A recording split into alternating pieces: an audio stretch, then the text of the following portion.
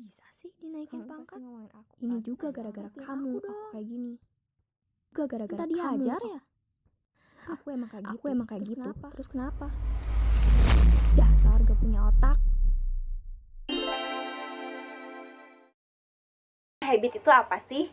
Oke, jadi habit adalah segala sesuatu atau tindakan yang kita lakukan tanpa berpikir, seolah-olah itu sudah dikerjakan secara otomatis. Nah, banyak juga nih hal-hal yang kita lakuin atau kita kerjakan, kita tuh merasa itu tuh bukan suatu beban gitu. Kenapa? Karena itu sudah menjadi kebiasaan. Nah, jadi habit juga bisa dibilang sebagai kebiasaan. Oke, kalau gitu kira-kira habit atau kebiasaan itu contohnya seperti apa sih? Nah, kira-kira kayak gini nih. Bangun tidur langsung main HP, ngecek setiap sosial media dan ngecek notification. Padahal gak ada chat dari doi. Ini namanya kebiasaan. Mau lagi nugas, lagi belajar, dikit-dikit ngecek HP, dikit-dikit ngecek notif. Padahal tetap aja gak ada chat dari doi. Nah, kalau kamu sering ngelakuin ini pas lagi belajar, ini namanya kebiasaan. Oke teman-teman, tadi kita udah kenalan sedikit ya tentang apa itu habit. Sekarang kita beralih ke selanjutnya, yaitu kenapa sih habit itu penting. Jadi teman-teman, kita adalah kebiasaan kita. Diri kita itu terbentuk dari berbagai kebiasaan yang kita miliki. Sukses atau gagalnya kamu di masa yang akan datang itu tergantung dengan kebiasaan-kebiasaan yang kita miliki. Nah, kalau misalkan kamu tuh merasa aku pengen merubah diri aku yang sekarang, itu tuh bisa banget. Kalau kamu merasa ada kebiasaan-kebiasaan yang kamu punya dan itu tuh bisa menghambat hal yang akan terjadi pada diri kamu di masa depan, bisa banget kamu rubah kebiasaan tersebut. Ada salah satu ungkapan, bunyinya kayak gini. First we make our habits, then habits make us.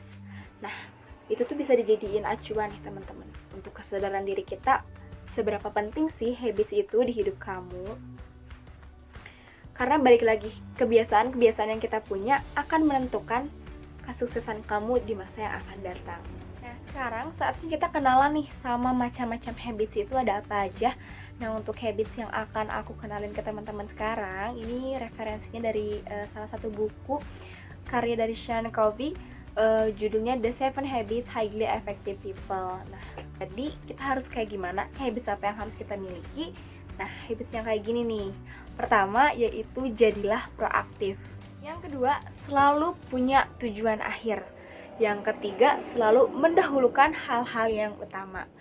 Nah, yang keempat, berpikir untuk menang atau menang.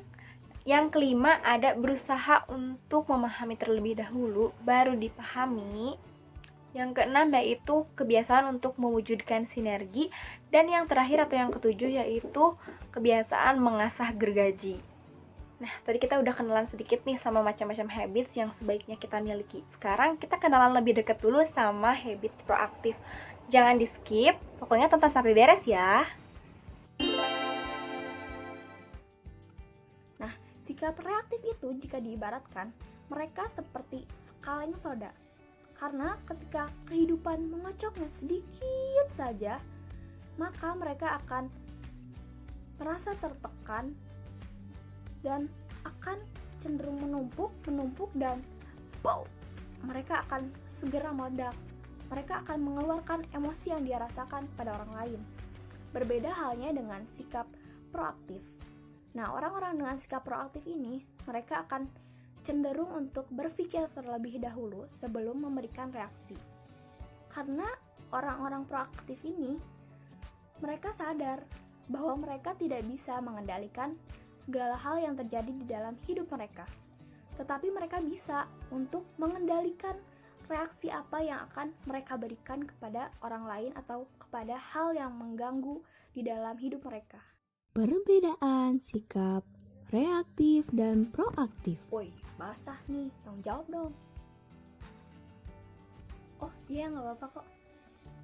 Nah, gimana nih teman-teman? Pasti udah pada paham kan apa itu sikap proaktif? Nah, setelah tadi kita telah membahas mengenai apa itu habit, pentingnya habit, macam-macam habit, serta apa itu habit proaktif dan reaktif. Pada sesi ini, aku akan membahas mengenai 4 peralatan manusia. Yang jelas, bukan obeng, bukan juga palu. Ya, mereka berdua adalah alat-alat untuk mereparasi barang tentunya. Bukan pisau, bukan juga parutan keju. Ini bukan pantun, teman-teman. Nah, langsung aja kita ke pembahasannya. Untuk peralatan yang pertama, kita bisa menyebut ini sebagai kesadaran diri. Apa sih kesadaran diri itu?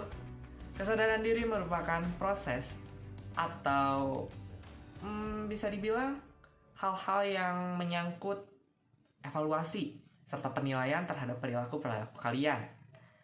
Nah, sebagai contoh, kamu sekarang berada pada hubungan yang toksik atau toxic relationship. Pada saat ini mungkin kamu belum menyadari bahwa hal tersebut salah.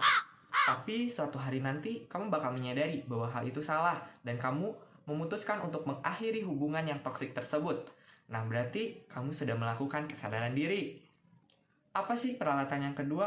Peralatan yang kedua itu hati nurani. Apa yang disebut hati nurani?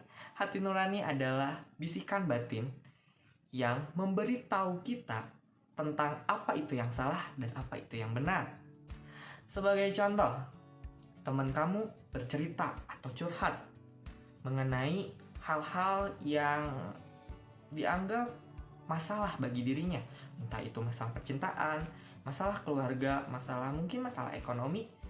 Nah, di situ pasti kamu merasa kasihan, merasa iba, merasa ingin membantu, merasa ingin selalu ada di dekatnya.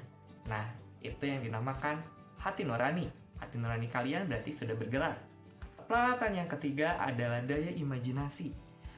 Nah, daya imajinasi mendorong kalian untuk berhayal atau berimajinasi tentang cita-cita kalian, atau tentang mimpi-mimpi kalian, atau tentang ingin menjadi apa kalian di masa depan nanti. Itu yang dinamakan daya imajinasi. Peralatan yang terakhir yaitu kemauan. Kemauan adalah tindakan. Tindakan, teman-teman, tindakan. Kemauan sama dengan tindakan. Nah, kalian pasti sudah berimajinasi kan? Kalian memiliki imajinasi tentang ingin menjadi apa kalian di masa depan nanti. Nah, pada saat ini kalian tinggal menggerakkan peralatan ini, peralatan kemauan. Kalau kalian mau,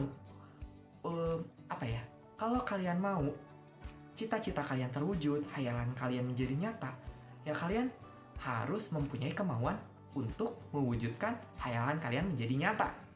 Nah, gimana teman-teman? Udah mengerti kan 4 peralatan manusia?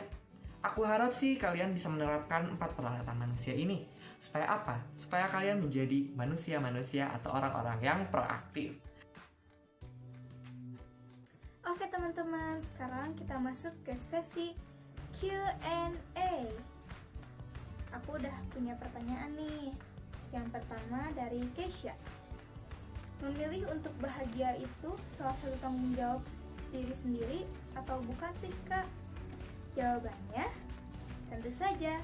Bahkan bukan hanya memilihnya saja, tetapi memang kebahagiaan itu adalah tanggung jawab diri sendiri. Seperti kalimat yang dikutip dari Abraham Lincoln, manusia bisa bahagia, bisa tidak adalah tergantung pilihannya sendiri. Lalu, dari buku 7 Habits of Highly Effective Teens, kebiasaan 1 mengatakan, akulah sumber pendorong diriku sendiri. Akulah kapten hidupku, aku bisa memilih sikap. Akulah yang bertanggung jawab atas kebahagiaan dan ketidakbahagiaanku sendiri. Aku yang mengendalikan diriku sendiri. Halaman 81-83. Pertanyaan kedua dari Shihan. Kalian sudah bisa bertanggung jawab atas diri kalian gak? Kalau bisa, apa sih contohnya dan kasih tipsnya dong? Jawabannya, kita juga masih sama-sama belajar. Maka dari itu, yuk kita tanamkan sikap proaktif di kehidupan sehari-hari kita. Pertanyaan terakhir dari Wulan.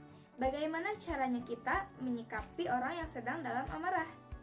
Jawabannya, tips dari habit proaktif adalah jangan menggubrisnya dan beri dia kesempatan. Biarkan dia menghabiskan energinya dan jangan dibalas dengan energi lagi. Dan kita harus biasakan diri kita untuk mengontrol emosi. Dapat kita simpulkan bahwa habit proaktif ini adalah habit yang sangat penting dan bagus. Habit ini akan membangun diri yang lebih terkontrol dan lebih siap untuk menghadapi struggle atau masalah yang kita hadapi nantinya. Mari kita biasakan habit proaktif ini.